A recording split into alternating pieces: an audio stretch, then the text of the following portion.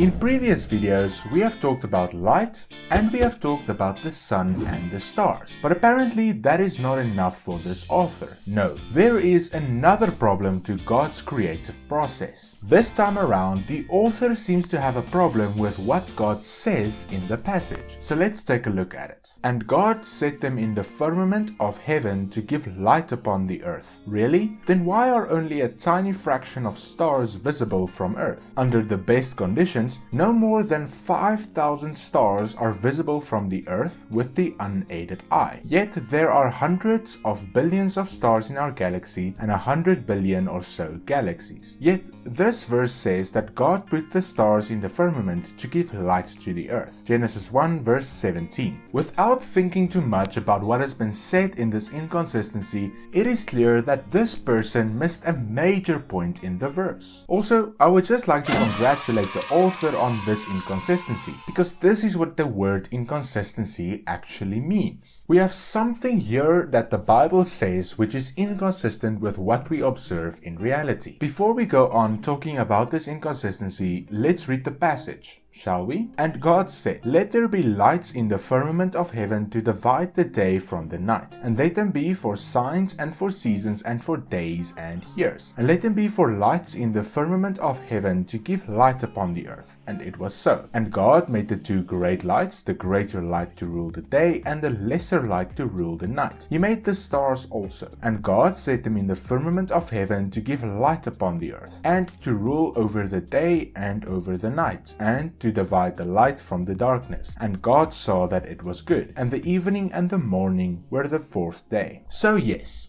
I would have to agree that it seems like all of the lights were made to give light to the earth. It seems at face value that there is just no way for me to justify why God did things the way he did. But in fact, I've come up with a valid solution and even a few questions for you to go think about. So let's start at the very beginning. Why are there only a tiny fraction of stars visible to the naked eye? Well, I think there is a few reasons for this. The first reason I could think about is that God simply wants us to be curious about his creation. I think he just wants us to admire the fact that although we can only see 5,000 stars with the naked eye here on Earth, there is much more out there that we need to discover. It makes us think over and over again how big God and his glory is when we study his creation like outer space. This solution does have a little bit of a problem. This would imply that everyone before Galileo never knew that so many stars existed in outer space. So it wouldn't make sense that they would think about things like this. Except of course if God told Adam about the millions of stars that are out there and they just simply passed on the knowledge from generation to generation. And then unfortunately just never had a way to look up into space. Or maybe there is some ancient technology that we don't know about that did allow them to do this. Who knows?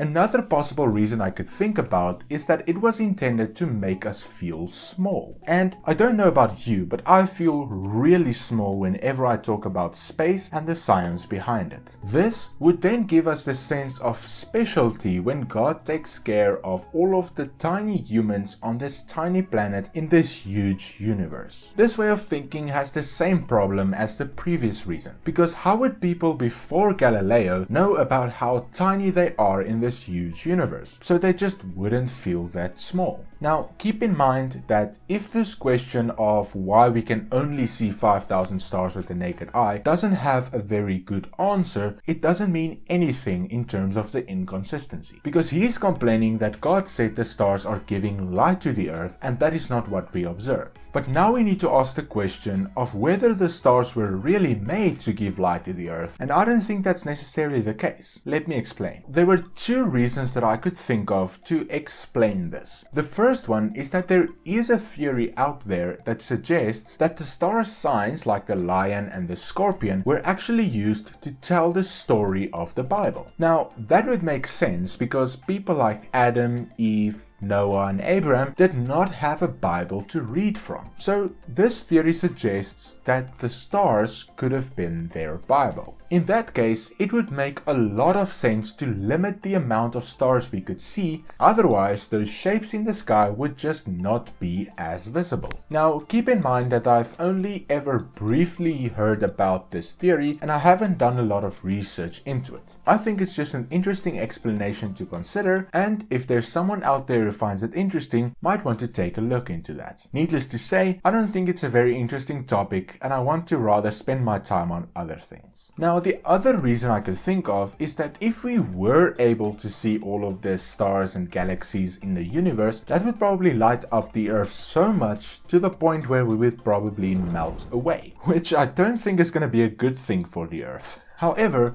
I think that this actually forms part of what the author was arguing in the Inconsistency. So both of these ideas gives us some reason for why we can only see so little stars in our atmosphere, whereas the previous two ideas gives us the reasons for why God created more stars than necessary. Now let's quickly talk about the premise of the argument. This premise says that the stars were made to give light to the Earth. Now I just want to ask the question, where in the passage do we read how much light the stars are supposed to give to the Earth? This is a very important question to ask, because it would imply that even though the stars were made to give light to the Earth, it never says how much. So the stars could simply be applying a little bit of light to the Earth, and that makes sense in that context. Then I also thought, well, the sun and the moon were made as great lights in the firmament of heaven, whereas it only states that the stars were made also. So if we just think of it in this way, it would make total sense that the sun and the moon were made to be the primary light sources and the stars were just made as a design addition. Now from this, I think it is obvious that since the sun and the moon give us enough light already, it is not necessary for the stars to add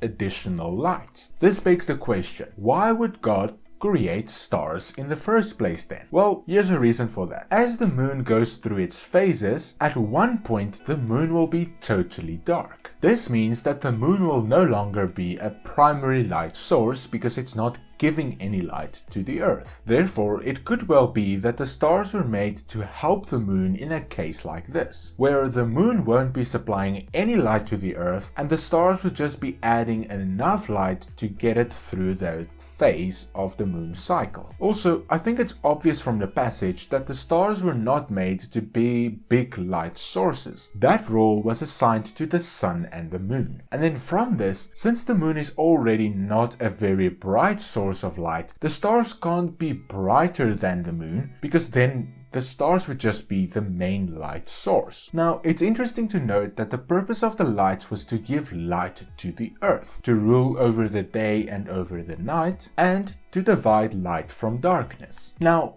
it could very well be that God only assigned these three roles to the sun and the moon, because all three of these things apply to the sun and the moon, but one of the things do not apply to the stars. The stars probably weren't made to rule over the day or over the night, because that is what the sun and the moon were made for, because they were the bigger lights. So according to this logic, I think the two verses are only referring to the sun and the moon and not the stars. This means that the stars were never made to give light to the Earth, and therefore the whole premise of this argument is just wrong. Okay, so that was just a few reasons and thoughts that I gave to you about why God created so many stars but only chose to show us about 5,000 of them. Before we move on to the final part of this video, I just want to talk about something real quick. While I was scripting for this video, I noticed an inconsistency between inconsistencies. I do not understand how the author could possibly miss the fact that the firmament is not solid.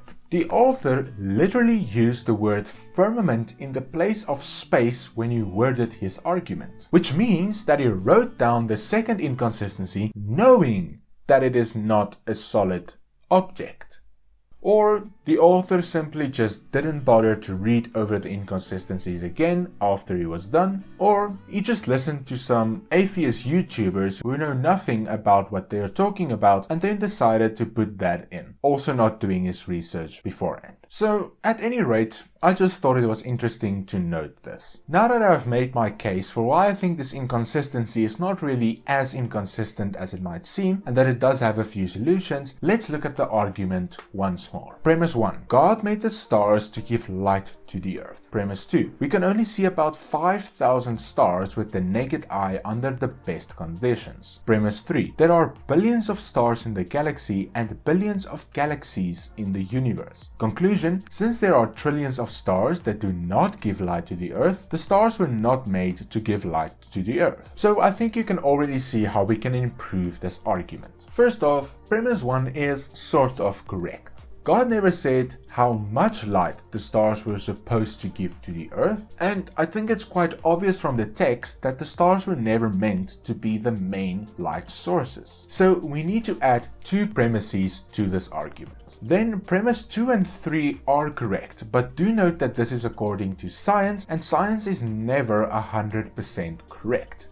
But for argument's sake, we will just assume that all of these are correct. So here is the improved argument. Premise 1. God made the stars to give light to the earth. Premise 2. It was never said how much light the stars are supposed to give to the earth. Premise 3. The stars are not great lights and therefore cannot rule over the day and over the night, meaning that it is possible that they were not meant to give light to the earth. Conclusion. Even though we cannot see all of the stars made, they still help to give light to the earth as was intended, or if it was not intended, would not pose a problem at all. And they could also have interesting side features like making us wonder about the greatness of God and the vastness of the universe. So there you have it, brothers and sisters. Another consistent inconsistency down. In the next one, we will be talking about the evil Christians going against birth control and animal rights. So if you would like to see more on that, please watch the video on screen right now. Thank you all for watching. I hope you enjoyed the video and I will see you in the next one. Cheers!